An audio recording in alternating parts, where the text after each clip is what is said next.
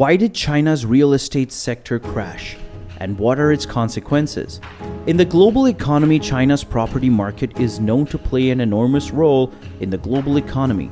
It is convolutedly associated with the core industries along with the performance of local governments, besides investors and homeowners.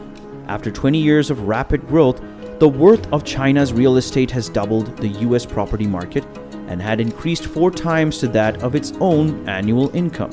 According to the famous associate named George Magnus, China's real estate market ranks the topmost in the commercial sector of the world. Hello and welcome to our channel Money Invest, and today we'll be exploring the reasons why China's real estate sector is crashing. Before proceeding further, make sure to subscribe to our channel. Also, don't forget to press the bell icon so that you don't miss out on any of the awesome content. Let's get started. However, China's housing or real estate market has shown considerable decline according to recent reports. A recent report released on Wednesday the 15th of 2021 revealed that house prices, sales, investment and construction data have shown renewed and substantial signs of crisis in the market. According to the reports, the year 2021 proved horrible for the Chinese real estate market.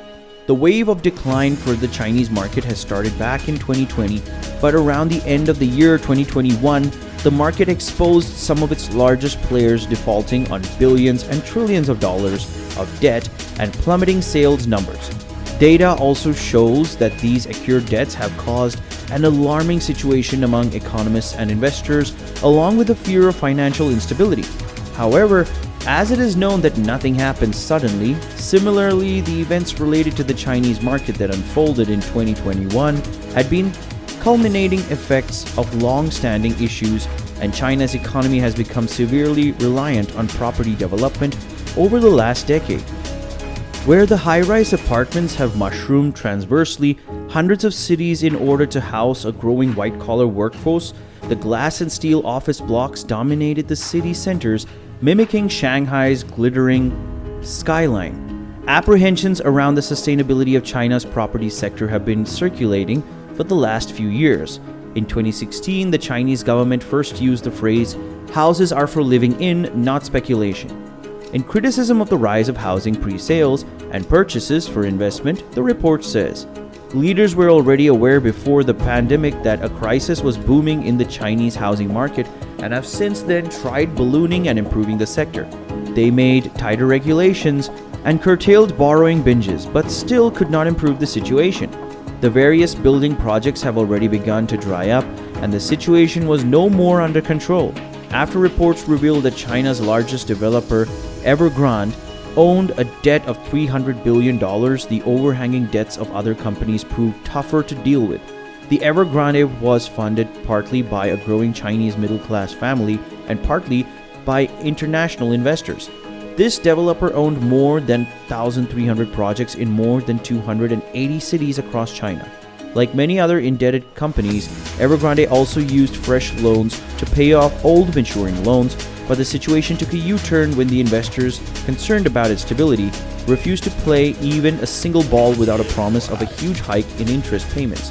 The Evergrande faced more problems due to the development of the 3 red line policy, which stated that an asset-liability ratio, after excluding advance receipts, must be no greater than 70%. A net debt ratio must be of no more than 100%, and cash for a short-term debt ratio of 1 or below. This Evergrande situation hiked the attention from almost every corner of the world.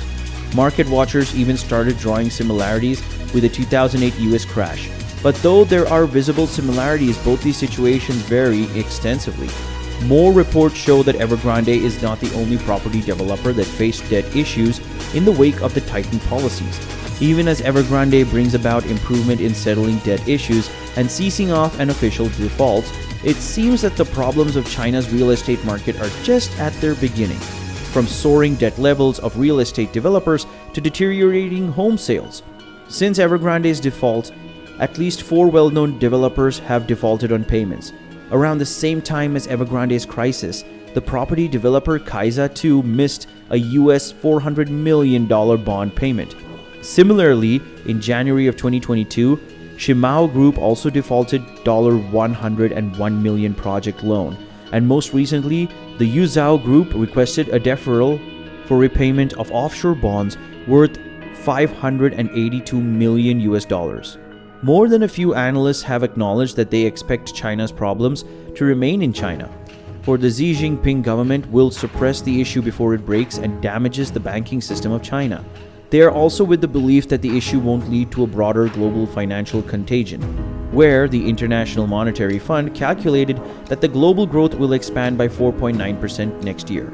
The USP has projected a more battered Chinese property market that will wipe about 0.5% points off the growth rate, according to the report in The Telegraph. The global economy is worth $95 trillion, and it is estimated that the figure could double if the crisis worsens. This effect could even flow into other world economies.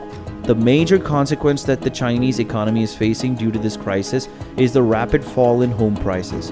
The incompetence of the chief property developers to reimburse their sky-high liabilities has unnerved the confidence of people in the sector, which in turn leads to these falling house prices, sales, and construction. Yes, of course, it's a major consequence, but there is more to it. And if the real estate sector crashes totally, it will be a worsening situation. Data from the NBS reveals that the area of real estate land acquisition has also declined by 11.2% in November 2021. That's the latest data available. A research report from a securities consulting firm named Tianfeng Securities demonstrates that most provincial governments experienced an overall drop in land transfers since the preceding year. According to the report, 13 provinces and autonomous regions saw a drop in transfer fees of more than 20% year-on-year in 2021. Among them, 7 provinces accomplished not more than 60% of their annual land transfer target, with Yunnan province suffering the lowest rate of near 19%. This has put even more pressure on the local governments, who are also being pressurized to increase spending in order to accelerate the slowing economy and fuel swift recovery, receiving fewer funds from land sales, and it may mean the governments are relying more heavily on LGFVs, which will further worsen the hidden debt issue that Beijing is keen to eliminate as quickly as possible. Along with these consequences, the Federal Reserve reports also reveal that if this crisis worsens, the stresses impacting the Chinese financial system could possibly strain the United States economy too. Plus, it's also estimated that if the crisis worsens, companies will control building activities and banks will decline to finance as they restructure their broken balance sheets, and consequently China households will grow wary of taking new mortgages. However, it's estimated that the outlook of China's property market in 2022 will depend largely on the kinds of policies the government chooses to implement. In a report released in December 2021, the PBOC predicted that financing in the property sector would expand between 2.5 and 5.5% in 2022. Another report by UBS offers the following possible policies, like loosening of housing and development loan restriction, relaxing financial restrictions of the capital market for developers, adjusting land transfer policies, and accelerating the construction of public rental housing. The central government could also ease fiscal and monetary policies for local governments to promote infrastructure buildings.